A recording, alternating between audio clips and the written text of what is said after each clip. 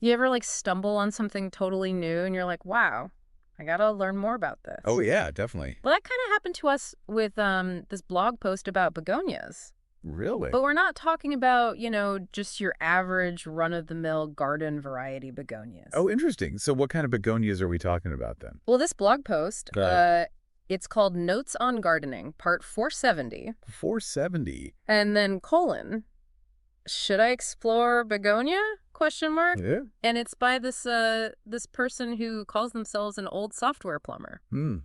Interesting. Sounds like they've had a pretty interesting career change. Well, they seem like, Yeah. someone who likes to learn new things Hmm. and clearly loves gardening. Yeah. But what really caught their eye with begonias are these Rex and angelwing begonias, Hmm. you know, and especially their leaves. Wow, those are beautiful. And it even sounds like they're thinking about, Yeah. trying to grow new plants from leaf cuttings, which Oh, wow. that's pretty intense. Yeah, that's for me, at least. yeah, it's definitely next level. Yeah. It's not Yeah. just planting a seed and watching it sprout. Right. You're really getting into the nitty-gritty of propagation. I know. That's so cool. I know. It makes me think about like the author's personality a little bit. You know? Oh, really? How so? It seems like they really enjoy the hands-on aspects of gardening. Mm-hmm. Like propagation can be a real challenge. Yeah. So it definitely says something about their desire to kind of dive deeper than just, enjoying a pretty flower. Right. Like they've mastered the basics. Yeah, exactly. Now it's time to, Level up. exactly. And you know what really caught my attention? Hmm. The author included pictures of these begonias. Oh, nice. Wow. What do they look like? The colors and the patterns. Yeah. Incredible. Were we talking like big showy flowers or? No, it's the leaves. Oh, wow. They look like a mix between a coleus plant and something you'd find in a tropical jungle. I know, right? They're just so vibrant and eye-catching. It's not hard to see why the author was so captivated by them. Right. And the blog post did mention something about Uh-huh. begonias being tender perennials in tropical climates, Right. which I gotta admit, I'm not entirely sure what that means. Oh, yeah, that's a good point to bring up. Yeah. Because it's actually really key to understanding how to grow begonias successfully. Oh. So tender perennial. Essentially, it means that they can thrive year after year in tropical climates, where it's warm and humid, Mm-hmm. but they might struggle in colder areas. Yeah. Or with fluctuating temperatures. I see. So, like, if you live somewhere Yeah. where it gets cold in the winter, Exactly. they wouldn't survive outside. Yeah, they're not going to be happy. Okay, so I guess the question then becomes, how do you actually recreate those tropical conditions if you want to grow them indoors? That's the million-dollar question, right? Right. Especially if you live somewhere that doesn't have a naturally tropical climate. Yeah, exactly. And that leads us to another really fascinating detail from the blog post. What was that? The author is particularly interested in growing begonias from leaf cuttings, specifically mentioning rhizomatous and Rex varieties. Now, I have to admit, Yeah, when I saw the word rhizomatous, I had to look it up. I don't blame you. And to be honest, I'm Yeah. still a little fuzzy on exactly what that means. Well, let's break it down. Rhizomatous simply refers to the type of stem the begonia has. Oh. So instead of growing straight up, rhizomatous begonias have stems that grow horizontally, Uh-huh. either above or below the soil. Interesting. And these stems are called rhizomes. Oh, so why are these rhizomes so important when it comes to growing begonias from leaf cuttings? Because rhizomes have these special points called nodes. Ooh. And these nodes, they're where new roots and shoots can develop. Oh, I see. So if you take a leaf cutting, that includes a piece of rhizome with a node, you're basically giving that cutting a head start because it already has the potential to sprout new roots and stems. Ah, that makes sense. So it's almost like a built-in starter kit for a new plant. Exactly. Pretty cool, huh? Yeah. Yeah, that's really neat. So what about Rex begonias? Are they rhizomatous too? Yes, most Rex begonias are also rhizomatous, Yeah. which is part of what makes them so well suited for propagation from leaf cuttings. Got it. But beyond that, Yeah.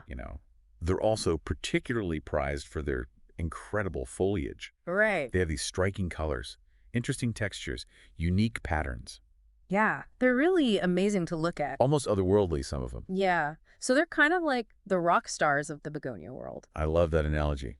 I- The rock stars, Right. I can totally see why the author's so intrigued by them. Yeah, and the author's enthusiasm for Rex begonias, it really highlights a key aspect of begonias in general.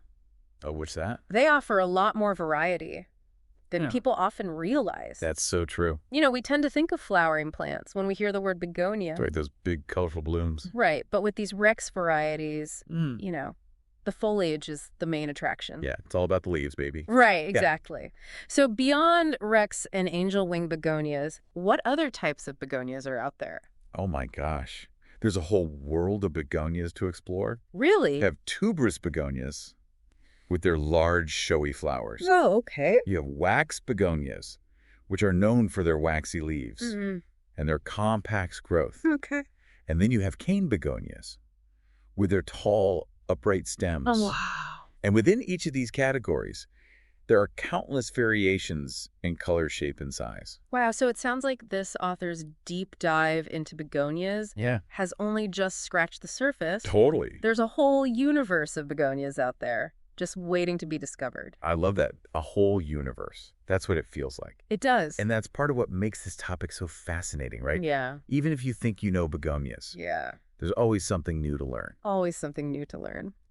Well, we've established that begonias are much more diverse than your average houseplant. For sure. And those Rex and angel wing varieties, they sound particularly captivating. Yeah, they're really special. But how do you actually grow them? Yeah. And what makes them different from other types of begonias when it comes to care and propagation? That's a great question.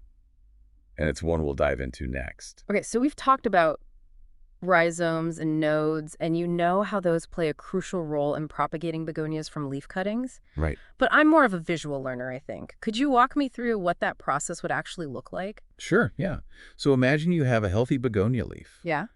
with a bit of the rhizome attached. Okay. You would carefully cut the leaf from the main plant, making sure to include a section of the rhizome that has at least one node. Gotcha. And then you would want to let that cut in dry for a little bit, Mm. kind of like letting a wound scab over. Okay. And then you would place that cutting into a pot filled with a well-draining potting mix. Mm.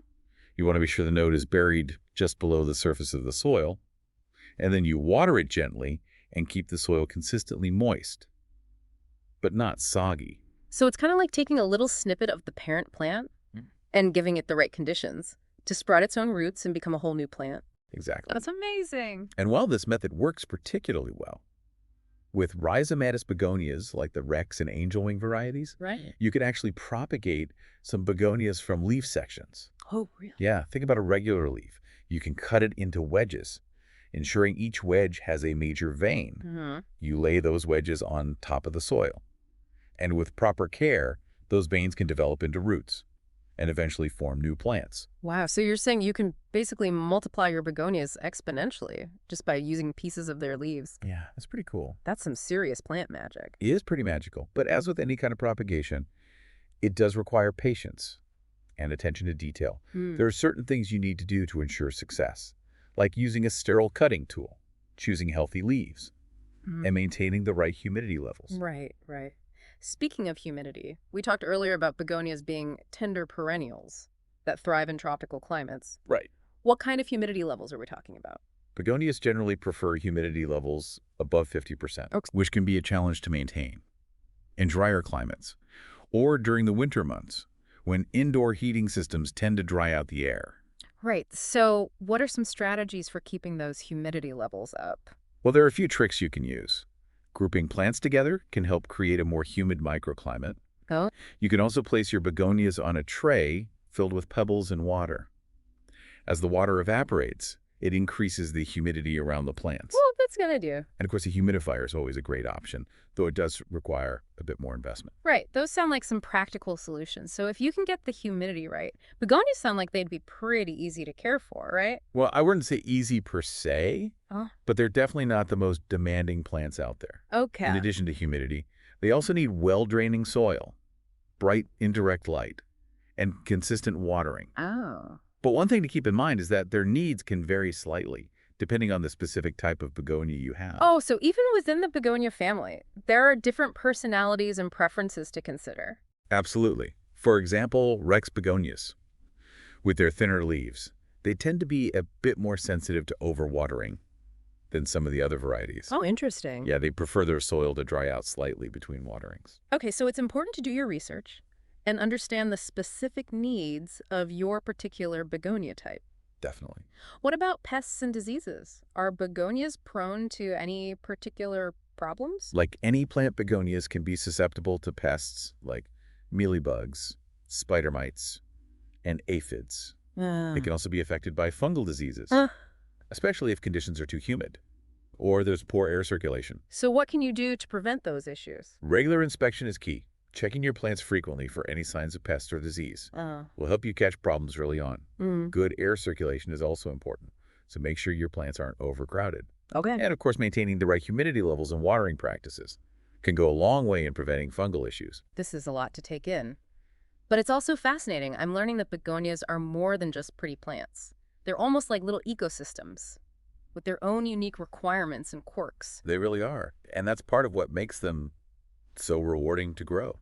There's a Yeah. real sense of accomplishment that comes with providing the right care and watching them thrive. So we've covered the basics of begonia care, propagation, and even some of the potential challenges. What else is there to discover about these amazing plants? Well, there's so much more to explore. We haven't even scratched the surface of the incredible diversity within the begonia family. That's right. We've mostly focused on Rex and angel wing begonia so far. Yeah. Are there other begonia varieties that you find particularly interesting or unique? Oh, absolutely. Let's dive into some of the other begonia superstars and see what makes them stand out. Okay, so you've piqued my curiosity. What other begonia varieties are out there that deserve a spot on our plant lovers' radar? Well, if you're looking for a begonia that really lives up to the, showy stereotype, you can't go wrong with tuberous begonias. Oh, These guys are known for their large, vibrant blooms that come in a rainbow of colors. so like big showy flowers? Oh, yeah, think big ruffled petals Mm. that look almost rose-like. So they're the divas of the begonia world, huh? You could say that. They do put on quite the floral display, especially during the summer months. Mm. But they're not all high maintenance. One interesting thing about tuberous begonias is that they actually go dormant during the winter. Oh, really? Yeah, they essentially take a little nap, Yeah. storing their energy in underground tubers. That's pretty clever. So you don't have to worry about keeping them perfectly happy and blooming all year round. They get a built-in break. Exactly. And when they wake up in the spring, they're ready to put on another spectacular show. Wow. Now, on the opposite end of the spectrum, we have wax begonias. Oh, okay. They're much more compact and known for their waxy, glossy leaves. So if tuberous begonias are the divas, are wax begonias more like the reliable low-key friends? I love that analogy. Yay. They're definitely more understated, but no less charming. Right. They come in a variety of colors, from deep greens to reddish bronzes, Mm-hmm. and they produce small, delicate flowers that add a touch of sweetness. They're also super versatile. You can grow them indoors as houseplants, or outdoors in containers or garden beds. It sounds like they're a good choice for someone who maybe doesn't have a ton of space or wants a plant that's a bit more low maintenance. Absolutely. Now, if you're looking for something Mm-hmm. with a bit more height and drama, you might be drawn to cane begonias. Oh, These beauties have tall, upright stems that resemble bamboo canes. Hence the name. so they're the architectural statement pieces of the begonia world. Precisely. Huh? They can add a real vertical element to your plant collection. Mm. And their leaves are just as stunning, often featuring intricate patterns and textures. Wow. It sounds like no matter what your style or space is, there's a begonia out there that's perfect for you. That's the beauty of this genus. It's so diverse and full of surprises. It really makes you appreciate the incredible variety that exists in the plant kingdom. I know, and to think this all started with one little blog It's post. amazing what a little curiosity can lead to. It really is. So for our listener who might be feeling a little overwhelmed by all this begonia talk, what's the one key takeaway you'd want them to remember? I think the most important thing is to approach begonias with a sense of curiosity and adventure. Don't be afraid to experiment with different varieties, propagation techniques, and care methods. That's great advice. And as the blog post author discovered, even the most experienced gardeners can find something new and exciting in the world of begonias. Absolutely. There's always more to learn and discover. Well, that's it for our deep dive into the world of begonias. We hope you enjoyed learning about these fascinating plants as much as we did. Yeah.